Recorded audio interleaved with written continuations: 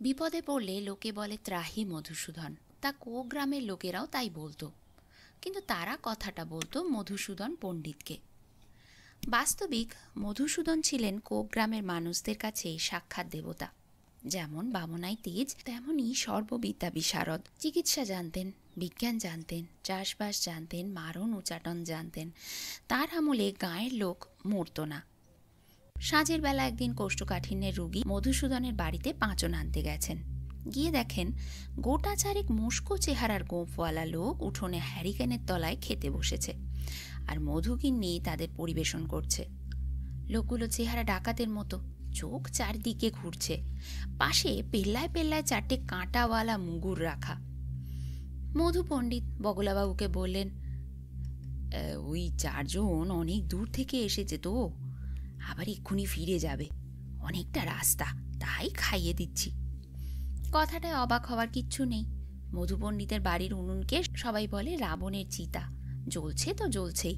অতিথিরও কামাই নেই, অতিথি সৎকারেরও বিরাম নেই। বগলাবাবু বললেন, তা ভালো, কিন্তু আমারও অনেকটা পথ যেতে হবে, পাচনটা করে দাও। মধু পণ্ডিত বলে, আরে বসো, হয়ে যাবে এক্ষুনি। ওই চারজন বরং তোমাকে খানিকটা এগিয়ে যাবে খন। শচীন খুড়োকে নিতে এসেছিল, তা আমি বারণ করে দিয়েছি। বগলবাবু চমকে উঠে বললেন, শচীন খুড়োকে কোথায় নেবে? খুড়োর যে এখন তখন অবস্থা, এই 3 বার শ্বাস উঠল। আরে সেই জন্যই তো নিতে এসেছিল। বগলাবাবু ভালো বুঝলেন না। পাঁচন তৈরি হলো, লোকগুলো খাওয়া ছেড়ে উঠল। মধু পণ্ডিত হুকুম করল, এই তোরা বগলা দাদাকে একটু এগিয়ে দিয়ে যা। বগলাবাবু কিন্তু কিন্তু করে ওদের সঙ্গে চললেন। বাড়ির কাছাকাছি এসে ভয় ভয় জিজ্ঞাসা করলেন, তোমরা কারা বাবারা? লোকগুলো পেন নাম ঠুকে বললে, আগে যমরাজার দূত, প্রায়ই আসি এদিক পানে, তবে সুবিধা করতে পারি না। ওদিকে যমমশাইকেও তো কৈফিয়ত দিতে হয়, কিন্তু মধু পণ্ডিত কাউকেই ছাড়তে চায় না। মধু পণ্ডিতের খ্যাতি আরো বাড়ল। হরেন গোসাইয়ের টিনের চালে একদিন জ্যোৎস্না রাতে ঢিল পড়ল। হরেন গোসাই হচ্ছেন গাঁয়ের সবচেয়ে বুড়ো লোক, বয়স 150 বছরের কিছু বেশি। ডাকাবুগো লোক। একদিন লাঠি হাতে বেরিয়ে এসে হাঁক দিলেন, কে রে? মাথা চুলকোতে চুলকোতে একটা তাল গাছের মতন লম্বা সুরুঙ্গে চেহারার লোক এগিয়ে এসে বললে, আপনারা কি অশৈরী কাণ্ড শুরু করলেন বলুন তো?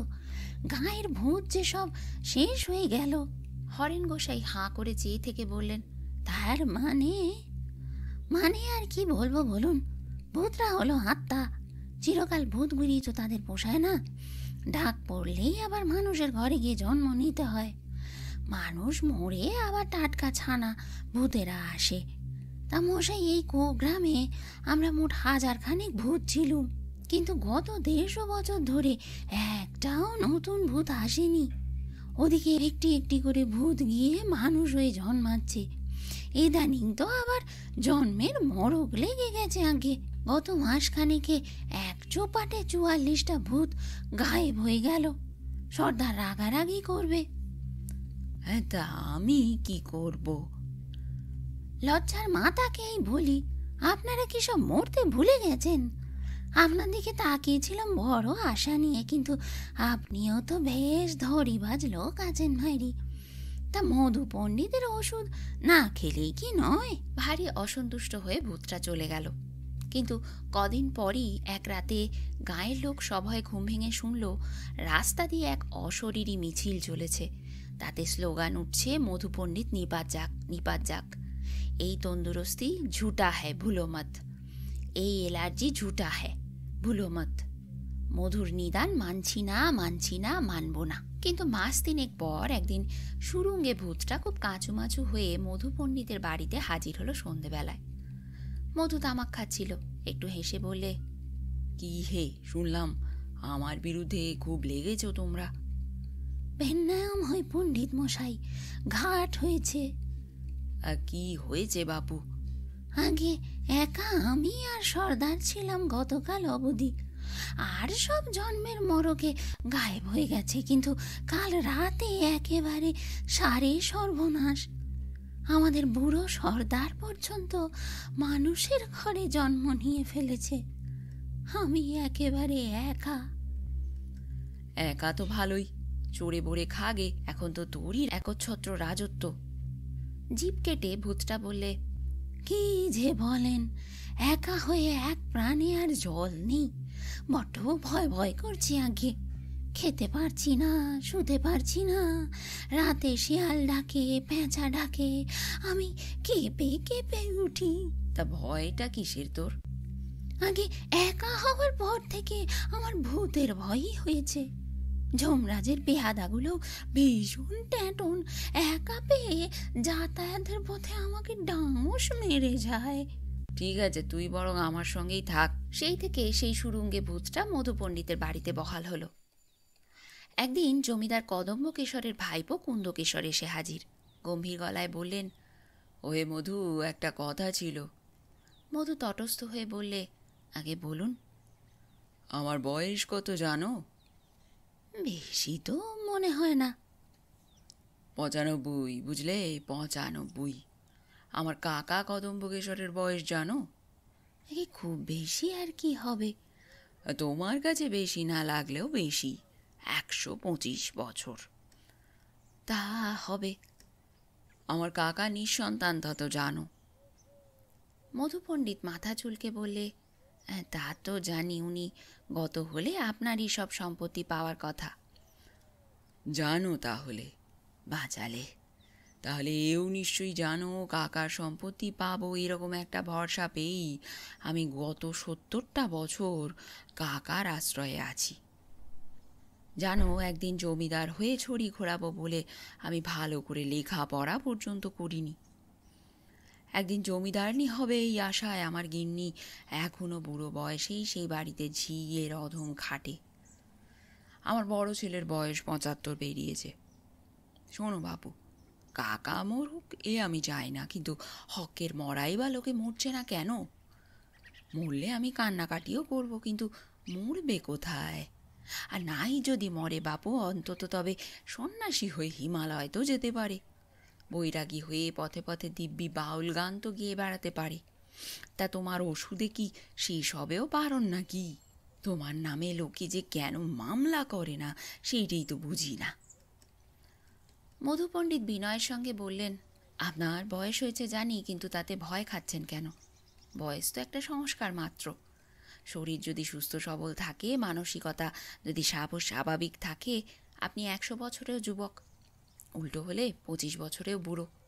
এই আপনার কাকাকেই দেখুন না, মোটে তো 100 বছর বয়স, 150 পেরিয়েও দিব্যি হাঁকডাক করে বেঁচে থাকবেন। একটা দীর্ঘশ্বাস ফেলে কুন্দকেশর বললে, বলছো? আগে নির্জর সত্যি কথা। কুন্দকেশর চলে গেলেন। কিছুদিন পর শোনা গেল তিনি 92 বছরের স্ত্রী আর 75 বছরের বড় ছেলের হাত ধরে সন্ন্যাসী হয়ে বেরিয়ে গেছেন। সন্ধ্যা হয়ে এসেছে, প্রচণ্ড বর্ষা নেমেছে আজ, মেঘ ডাকছে, ঝড়ের হাওয়া বইছে। এই দুর্যোগে হঠাৎ মধু পণ্ডিতের দরজায় কড়া নাড়ার শব্দ হলো। দরজা খুলে মধু একটু অবাক।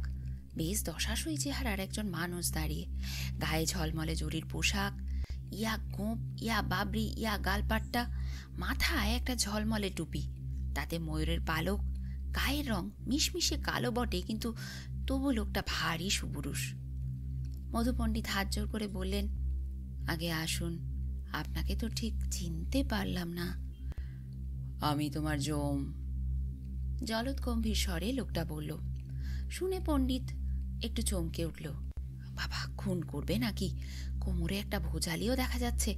কাঁপা গলায় মধু বললে, আগে ভয় পেও না বাবু, আমি ভয় দেখাতে আসিনি, বরং বড় ভাইয়ের মতো পরামর্শ দিতে এসেছি। তুমি এই গানা ছাড়লে আমি কাজ করতে পারছি না। আমি যে সত্যি যমরাজা তা বুঝতে পারছো নিশ্চয়ই।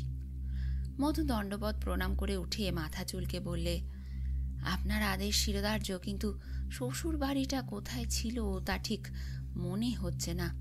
বলো কি, শ্বশুর বাড়ি লোকে ভোলে?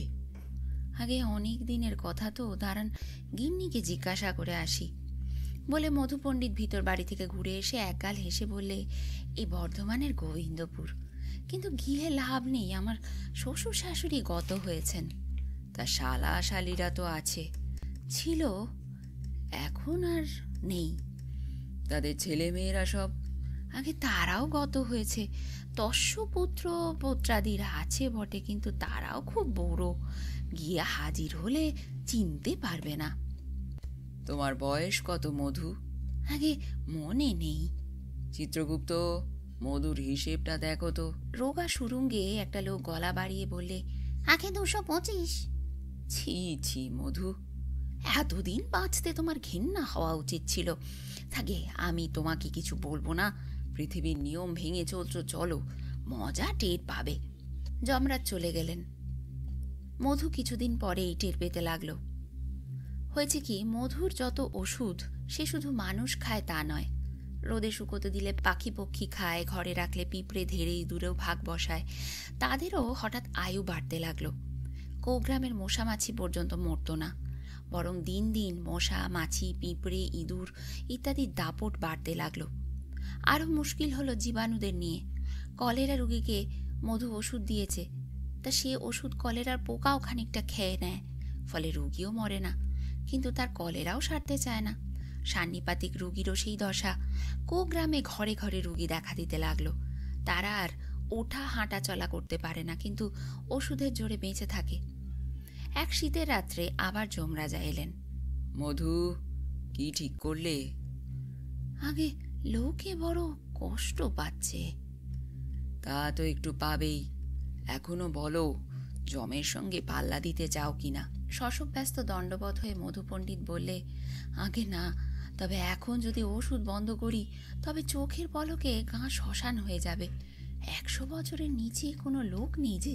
যমরাজা গম্ভীর হয়ে বলেন, তা একটা ভাববার কথা বটে। তোমার এত প্রিয় গাঁ, তাকে শ্মশান করে দিতে কি আমারই ইচ্ছে? তবে একটা কথা বলি মধু, যেমন আছো থাকো সবাই, তবে গাঁয়ের বাইরে মাতব্বরি করতে যেও না। আমি গণ্ডি দিয়ে গেলাম, শুধু এই কোগ্রামে তোমরা যত দিন খুশি বেঁচে থাকো, অরুচি যতক্ষণ না হয়। তবে বাইরের কেউ এই গাঁয়ের সন্ধান পাবে না। কানওয়ালা ভূত চারিদিকে পাহারায় থাকবে। কোনো লোক এদিকে এসে পড়লে অন্য পথে তাদের ঘুরিয়ে দেবে। মধু দণ্ডপথ হয়ে বললে, জি আজ্ঞে। সেই থেকে আজও শোনা যায় কোগ্রামে কেউ মরে না, কিন্তু কোথায় সেই গ্রাম তা খুঁজে খুঁজে লোকে হয়রান। আজও কেউ খোঁজ পায়নি।